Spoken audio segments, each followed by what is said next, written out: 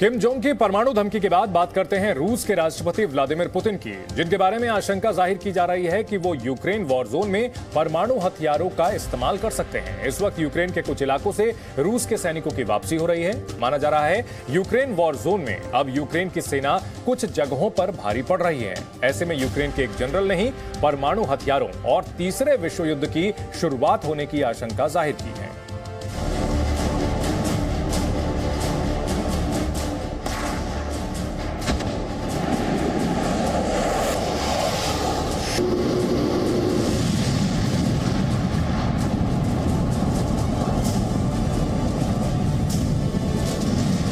जो वॉर 6 दिन में खत्म होने वाली थी, 6 महीने बाद भी जारी है।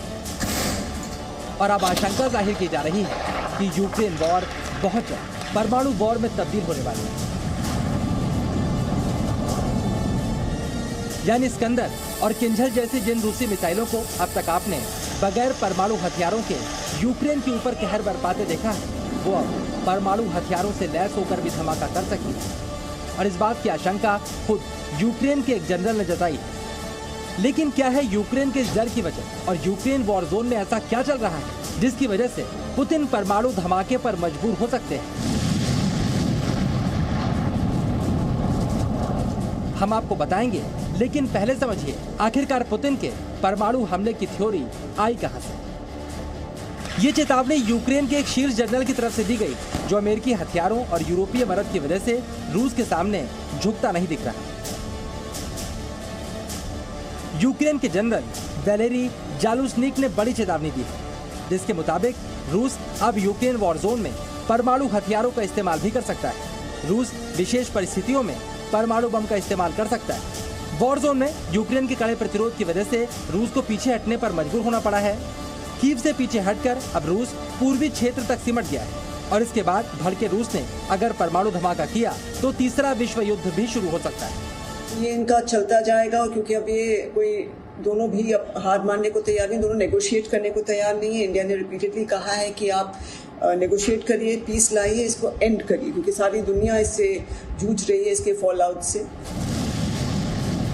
यूक्रेन का दावा है कि पुतिन की सेना युद्ध भूमि में कमजोर पड़ रही है और रूस हथियारों और सैनिकों की कमी से जूझ रहा है।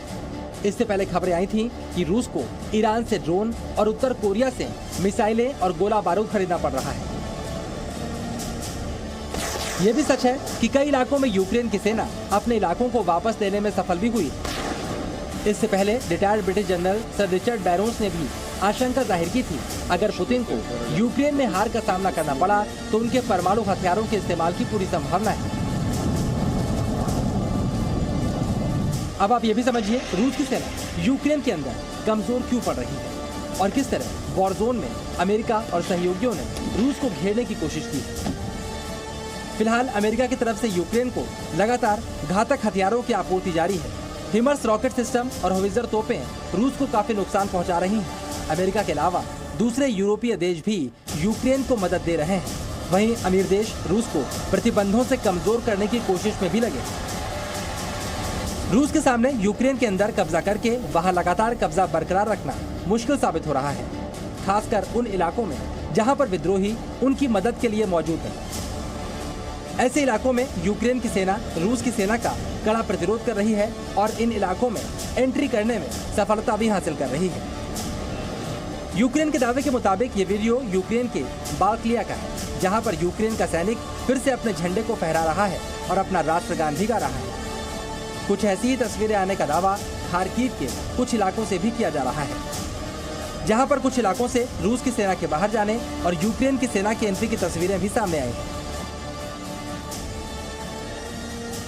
रूस के रक्षा मंत्रालय की तरफ से भी बाल्क्लिया और इजियम इलाकों से सैनिकों को निकालकर पूर्वी दोनेत्स्क में सैनिकों को फिर से जमा करने की बात कही गई।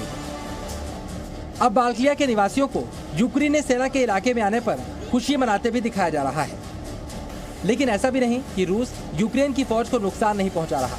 रूस की बड़ी ताकत उसकी घातक मिसाइलें हैं, जिनकी बरसात यूक्रेन की सेना पर लगातार जारी है। Вооруженными силами Российской Федерации продолжается проведение специальной военной операции. Воздушно-космические силы России, ракетные войска и артиллерия наносят высокоточные удары по подразделениям и резервам Вооруженных сил Украины в Харьковской области.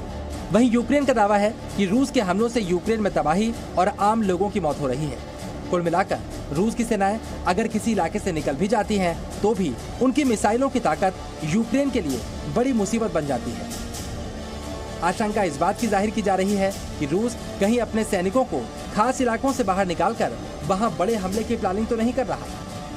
फिलहाल आशंका परमाणु हमले के खतरे की जाहिर की गई है और अगर रूस ऐसा करता है तो दुनिया में सबसे बड़ा परमाणु जखीरा रखने वाले रूस को संभालना काफी मुश्किल हो सकता है। न्यूक्लियर हथियार का इस्तेमाल होता है तो ये रुकेगी नहीं, क्योंकि एक देश दूसरे पे करता है तो फिर काउंटर भी हो सकता है। और इसलिए न्यूक्लियर हथियार एक बार शुरू हो जाएं तो इसका अंत क्या होगा ये सोचना बहुत भयानक है। इसका सबसे अच्छा है ये इस्तेमाल ना किए जाएं, मगर अगर आज की तारीख में इसका इस्तेमाल हुआ तो ये एक ऐसा चेन रिएक्शन है, ये पूरे वर्ल्ड को ख़त्म कर देगा और ये पूरी वर्ल्ड की शांति के लिए एक बहुत बड़ा खतरा है। रूस दुनिया की महाशक्ति है, लेकिन यूक्रेन में दुनिया की दूसरी सुपर पावर्स ने रूस को बुरी तरह से फंसा दिया है। ऐसे में विशेषज्ञ इस इलाके में परमाणु धमाके की आशंका जाहिर कर रहे हैं। ब्यूरो रिपोर्ट, जी मीडिया।